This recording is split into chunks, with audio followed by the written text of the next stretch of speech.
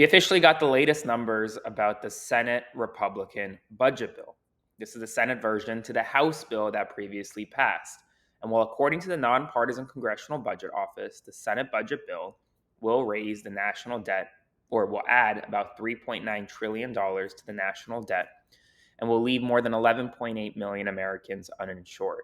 When you add that up to the additional Medicare, Medicaid, Affordable Care Act cuts, up to 17 million Americans could potentially lose their health insurance between today and 2034 if the Senate Republican budget bill passes. And last night, it took one step closer to passing. Senate Republicans successfully pushed forward the bill through a procedural vote to bring it to the floor. As it currently stands, Senate clerks are reading the approximately 1,000-page budget bill on the Senate floor. They've been reading it all night, and debate will likely start on the bill in the next several hours. Now, once debate starts, each side, Republicans and Democrats, both get 10 hours of debate. Republicans are not expected to take 10 hours. Democrats are expected to take 10 hours to try to delay the ultimate vote.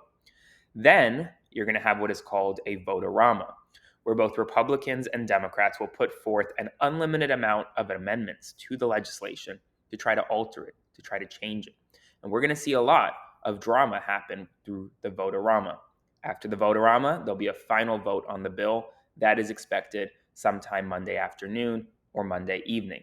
Before I continue, it's going to be a long weekend and a long Monday, but I'll have coverage throughout the week about this bill and the next steps. So please consider subscribing to my Substack by clicking the button below or sending a one-time donation via Venmo to Aaron-Parnas to support my work. Now, what's a voterama? A voterama is essentially a set period in which both Republicans and Democrats will put forth amendments, changes to the bill. They're going to try to alter parts of the bill. Democrats are going to try to reduce the cuts to Medicaid. Republicans might try to increase cuts to Medicaid. Most of these amendments will fail, but they're still going to do it. Why? Because it's going to delay the ultimate passage of the bill. Right now, it's unclear whether or not Republicans have the votes to pass the bill. You have two senators who voted against moving it forward last night, Senator Thom Tillis from North Carolina and Senator Rand Paul from Kentucky. Now, the two of them have very different concerns. Rand Paul, his concern is, well, this is adding $3.9 trillion to the debt, right? We're adding more debt to America. Thom Tillis' concern is, well, this is going to leave millions uninsured. And if you know anything about Thom Tillis, he's up for re-election next year in a key swing state, in a key swing seat for the United States Senate in North Carolina. And Donald Trump already said last night that he wants to primary Thom Tillis because of his vote. Now, those two, Republicans can only afford to lose three. So right now, they haven't lost them. But Senator Susan Collins from Maine says that she is a no vote on this final bill in its current form. She's going to try to amend it. So if they lose Susan Collins, that's three. They can't lose any more. Then we look to people like Ron Johnson, who switched his vote late last night, and Lisa Murkowski from Alaska, who voted to move the bill forward, but it's unclear whether or not she supports the final passage of the bill. And not everyone is happy about it. Elon Musk criticized the latest version of the bill, calling it, quote, utterly insane and destructive, saying that it would destroy millions of jobs and cause immense strategic harm to the United States of America.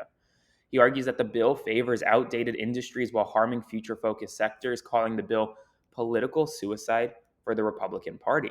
And folks, I actually tend to agree with Elon Musk here. If this bill passes, it will cause tremendous harm to a lot of Americans, and it'll cause tremendous harm to a lot of critical sectors, including the construction sector, where 1.5 million construction jobs could be lost if this bill passes in its current form. So we'll see what happens. In non-budget news, the UN nuclear watchdog chief stated that the United States strikes on Iran only set back its nuclear program a few months. He said that Tehran could resume uranium enrichment in a matter of months. His assessment aligns with early Pentagon assessments, saying that, while the United States did destroy parts of Iran's nuclear program, it did not destroy the core nuclear infrastructure in the country.